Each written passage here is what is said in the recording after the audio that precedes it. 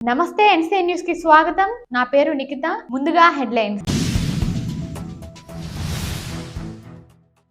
గోజాతిని కంటికి రెప్పలా కాపాడుకోవాలి ఎంపీ భరత్.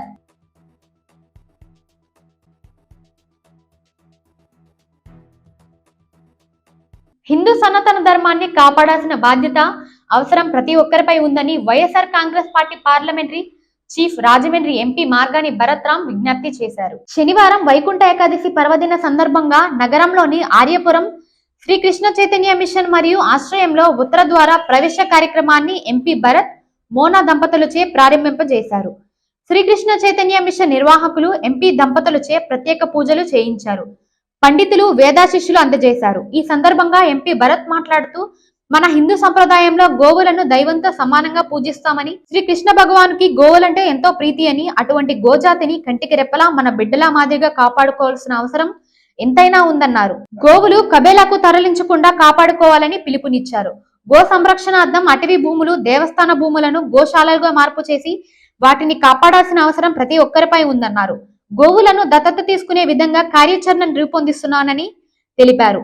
వైకుంఠ ఏకాదశినే ముక్కోటి ఏకాదశి కూడా అంటారని చెప్పారు. అటువంటి పవిత్రమైన రోజున ఉత్తర ద్వార ప్రవేశ ప్రారంభోత్సవ అవకాశం మా దంపతులకు కలగడం పూర్వజన్మ సుకృతం అన్నారు. ఈ ఉత్తర ద్వారానే వైకుంఠ ద్వార అని కూడా అంటారని తెలిపారు. ఈ కార్యక్రమంలో వైఎస్ఆర్ కాంగ్రెస్ పార్టీ నగర అధ్యక్షుడు అడప శ్రీహరి, గిరిజల బాబు, పోలు విజయలక్ష్మి, ఎన్వి శ్రీనివాస్ తదితరులు పాల్గొన్నారు.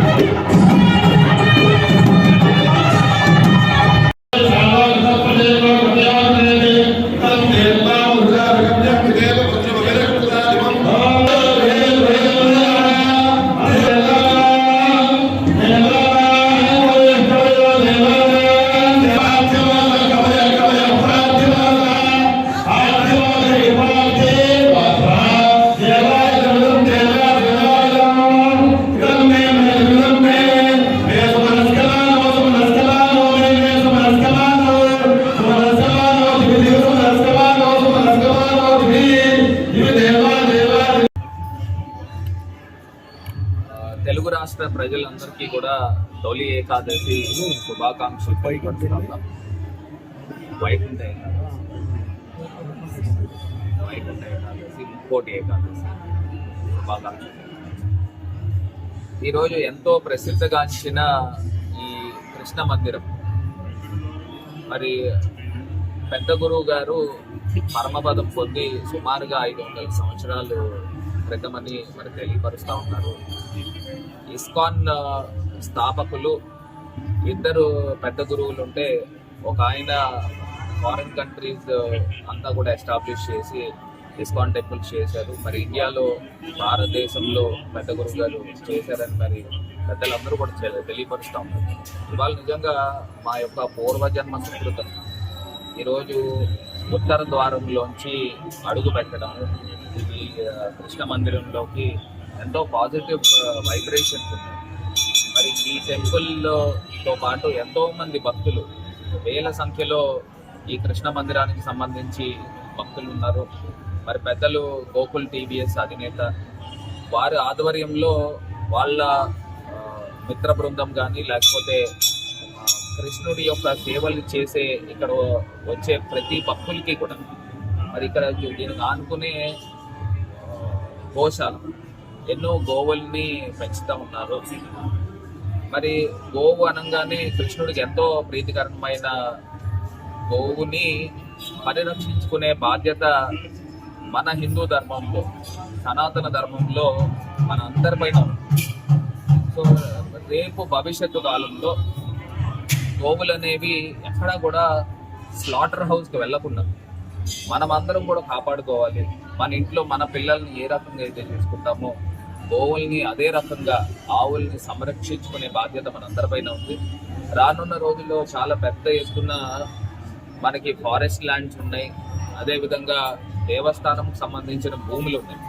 ఈ భూముల్ని గోశాలల కింద మార్చాలి. అంటే ఆవుల్ని ఏదో కట్టేసి వదిలే కన్నా మనము చుట్టూరు ఫెన్సింగ్ వేసేసుకుని దాని చుట్టూరు పార్కింగ్ కింద వాకింగ్ ట్రాక్ చేసుకుని మధ్యలో గోవులని అన్నీ కూడా పెట్టడం వలన ఆ గోధూళి వస్తూ ఉంటుంది. నిజంగా మనమందరం కూడా ఎంతో సంతోషిస్తాము. భవిష్యత్తు ప్రణాళికలో ప్రజలందరినీ కూడా మమేకం చేస్తూ గోవుల్ని ప్రతి ఒక్కళ్ళు ఒక్కొక్క ఆవుని అడాప్ట్ చేసుకునే విధంగా, దత్తత తీసుకునే విధంగా ఆ యొక్క చర్యలు కూడా ముందుకు తీసుకువెళ్తానని ఈ సందర్భంగా, ఈ వైకుంఠ ఏకాదశి సందర్భంగా తెలియపరుస్తూ మరి రానున్న రోజుల్లో ప్రజలందరూ కూడా సుఖ సంతోషాలతో ఉండాలి.